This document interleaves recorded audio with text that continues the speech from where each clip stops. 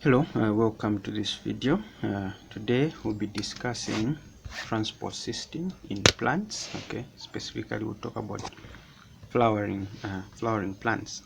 Now the word transport here, we use it every day-to-day life activities. Okay, you hear people talk about transport systems.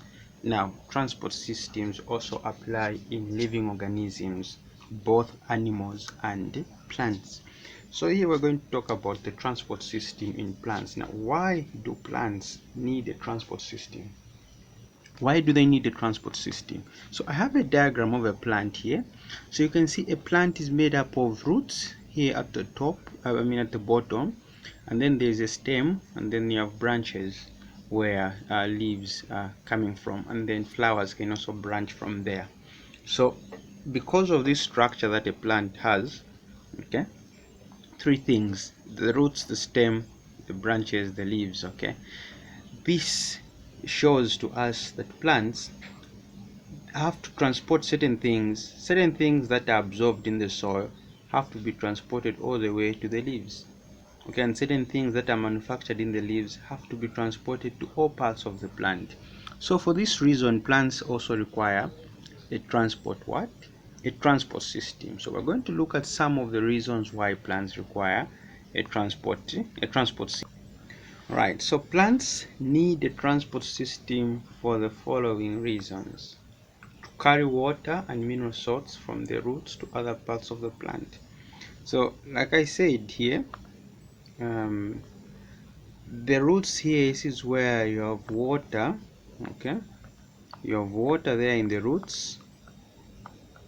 Okay, you have water in the roots. Okay, and this water gets absorbed in these roots, so it has to be transported up. Water always moves up. Okay, so the plants get this water from underground. Okay, not only that, but there are also mineral salts found within the soil that are absorbed, and so they have to be taken up into the plant.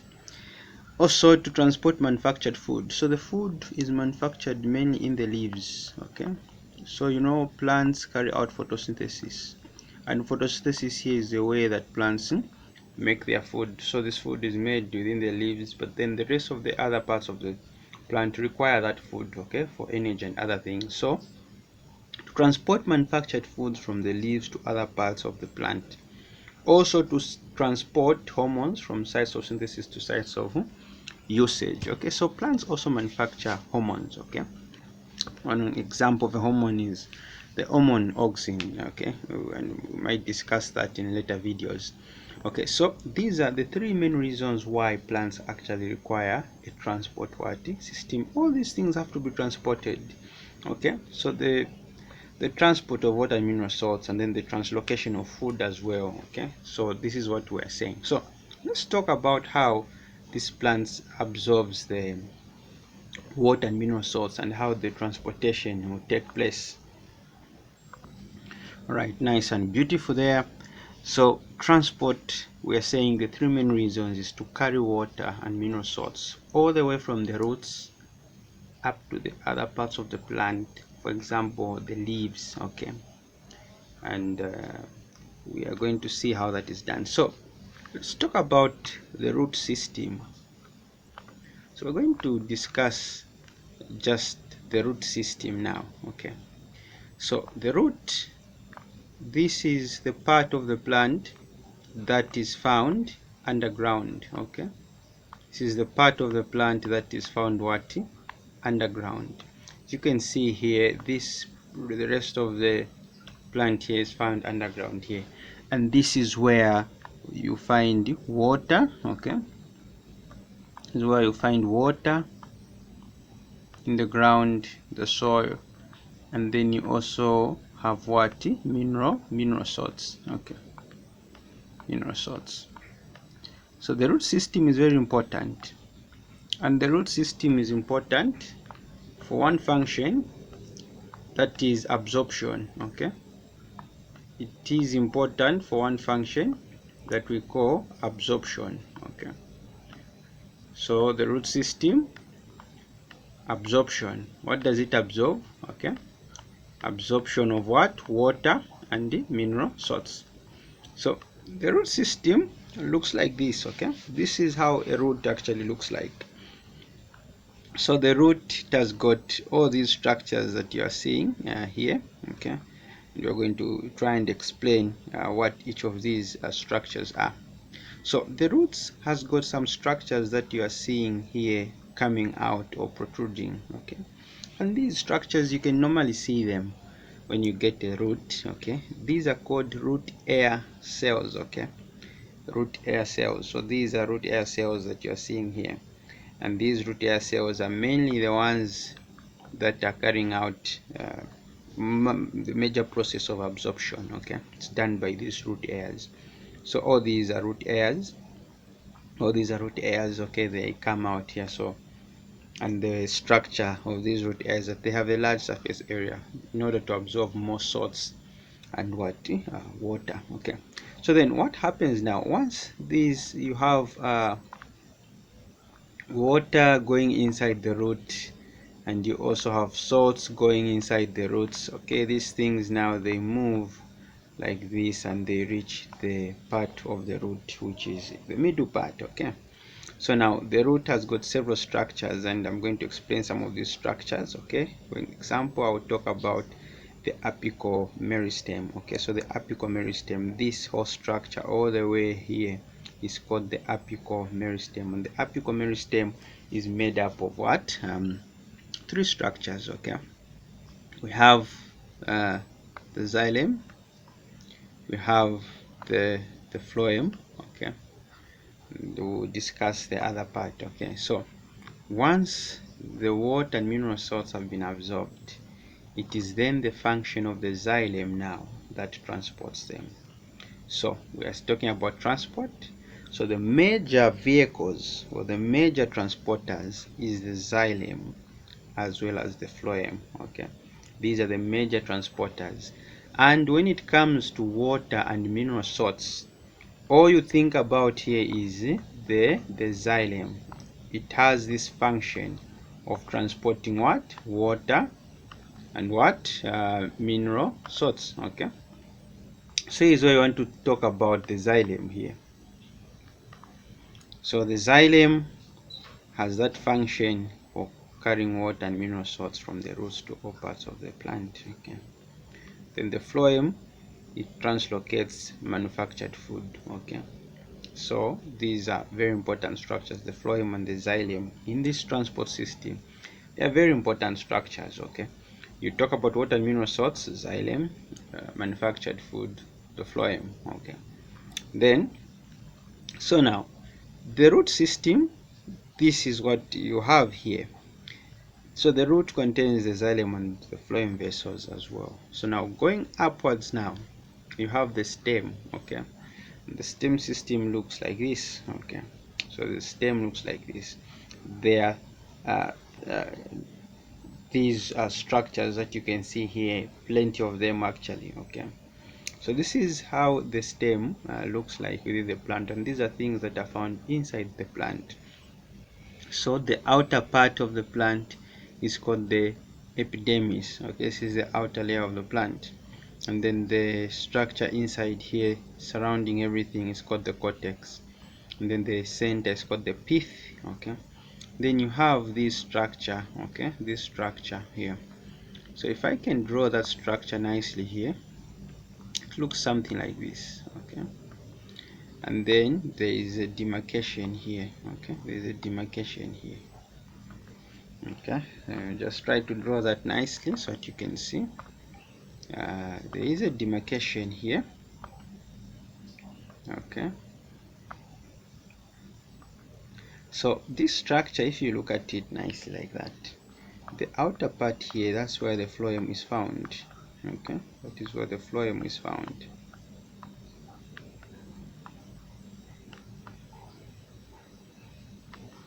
And the inner part here is where the xylem is found.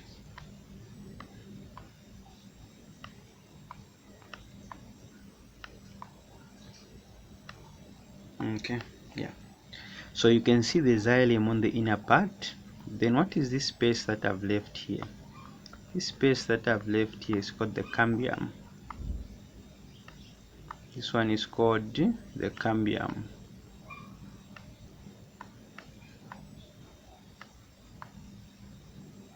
Okay, xylem, phloem, and cambium, and this is what you are seeing here. So the outer part is represented these structures here. That's where your phloem is. So I want you to also take note of the arrows here. So the xylem, why are the arrows going up here? This is because everything that is passing through the xylem is coming from underground. Remember, water and mineral salts, they are always coming from underground, under the soil. Okay, so their movement is mainly upward. Okay, they don't have any other movement. The movement is mainly upward. That's why you're seeing that in the xylem here, the movement is just upward. Water is being pushed up. Okay, and we are going to explain some of the things that help to push the water up. So far we've talked about the root air cells. These, they simply absorb, but in order for the water to be pushed up, there are other things that are taking place, but all this is happening inside the xylem. Okay, it's taking place inside the xylem.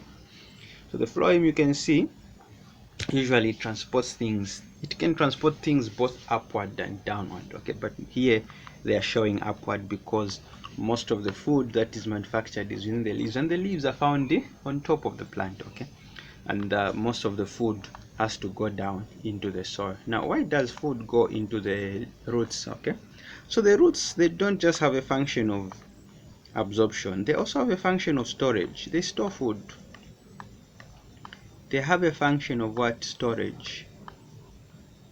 So once the food has been manufactured in the leaves, the plant will transport it using the phloem down to the roots, and then the roots will store that food. And once that food is stored, what is going to happen is that the plant can go into winter time. We find all the leaves drop out, but then after a while that plant will survive because it stored food in its what? In its roots. Okay, so this is what is happening here. Okay, so the cambium, its main job is that once the xylem or the phloem have worn out, it will give new xylem and it will give new phloem. That is why it's in the middle. Okay, that's the function of the cambium. It gives new rise. Okay, it gives rise to new xylem and new phloem. Okay, so this is what is happening. So that's the transport system. Is what you expect. Now we're going to look at several things that are of importance within this same transport system in plants. So the take-home message: transport system, you need to know the reasons why plants need a transport system, and we've said plants need to carry water all the way from the soil, okay, and mineral salts to other parts of the plant, and also they have to translocate food when it is manufactured in the leaves to other parts of the plant, and also transportation of hormones to the sites of usage. Okay, so that is what you should know. So you should also know the root system. Its function is absorption of what? Water and mineral salts. Storage of what? Food. Okay, it stores food. Much of the food in the roots is stored as what? As starch. Okay, so we know the process that makes food within the leaves is photosynthesis. Okay, to give glucose. That glucose is uh, converted to sucrose, then it is transported. Okay, so all those things, and it's converted to starch again, where it is now stored. Okay,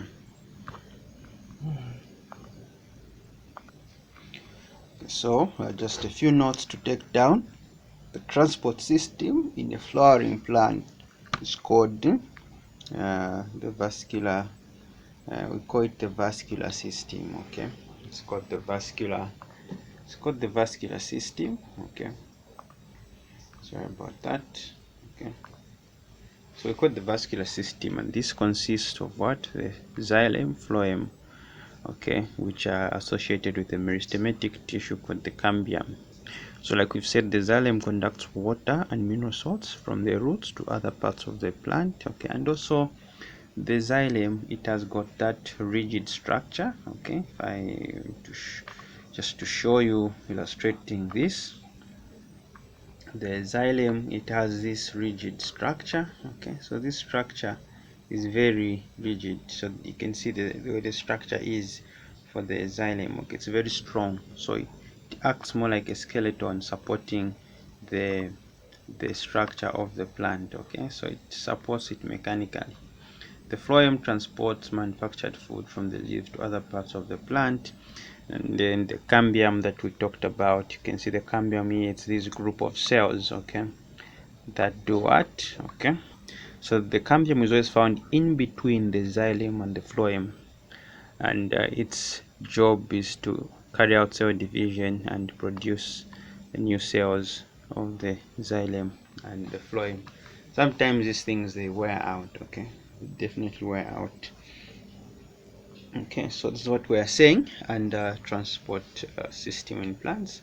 Now we talk about the system, the root system and the phloem system. Right, so here we have some roots systems and some stems. Okay, so there are two types of plants that we are going to categorize. We have plants that we call dicots. Dicot comes from the word dicotyledonous plant, and monocot comes from the word monocotyledonous plant. Okay, so I'm not going to go in details over the dicot and the monocot, but all you need to know is that monocots are different from dicots in that they have mono means one, so a monocot plant has only one cotyledon. Dicot plants have two cotyledons. Okay, so now what we are seeing here are just examples of these things. Okay, so let's start with the roots first. So the roots, will start with the dicot root. So the dicot root is shown like this. Is just a cross section. When you cut it and you're looking at the top of it, you can see those root hairs that we talked about. These have got a function of what? They have a function of absorption of what? Water and mineral salts. Okay, so this is where the water and mineral salts actually absorbed, then they go all the way until they finally go into the xylem, and the xylem here forces the water upwards. So this is the xylem, and these are the phloem vessels. Okay, and then you have this ring here, because it's called the endodermis, and the outer one is called the epidermis. Okay, and then you have the cortex surrounding everything here. So you have to know how to label this. Okay, and then you have now the monocot root. So the monocot is different from the dicot, just in one difference here that you can see. The structure of the xylem is not star shaped. Here the structure of the xylem in a dicot, it is star shaped, but everything else is just the same here. Okay, so that is the dicot root and the monocot root. Okay, the root hairs are also present, everything else is present. Let's go to the stems now. So according to the stems, the dicot stem has a ring surrounding it. This ring, remember we gave the definition of this ring, it's the cambium. Okay, it separates between the outer part here, which is the phloem, and the inner part here, which is the xylem. Okay, so there is a ring here, which is the cambium, and it produces new xylem and new phloem once the old ones are worn out. Okay, so everything here is called the vascular band. The phloem, xylem, and the cambium together, this system is called the vascular bundle. So you have everything inside here is the cortex, and the center of the dicot stem is called the pith. Okay, the outer part is called the epidermis. Now for the monocot stem, things are a bit disorganized here. There is no cambium ring structure. Okay, the cambium is not centered on a ring like this, but each of the vascular bundle has got a ring on it. Okay, so the cambium is there, but it's just not ring structure like you can see here. So you have to know differences in these diagrams. When they'll bring you these diagrams, you have to know, is this a stem, is this a root? So the way you can say whether it's a stem or it's a root, once you see these root hairs here, this automatically tells you this is a root. Okay, you're not seeing any root hairs here, this tells this is a stem. And then the other thing is difference between a monocot stem and a monocot root and the dicot root. You see this star-shaped xylem. which you don't see here. Okay, and here you don't notice any root hairs. You know this is a stem, and the difference that for a dicot stem there's a ring like structured cambium. Here there's no ring like structured cambium.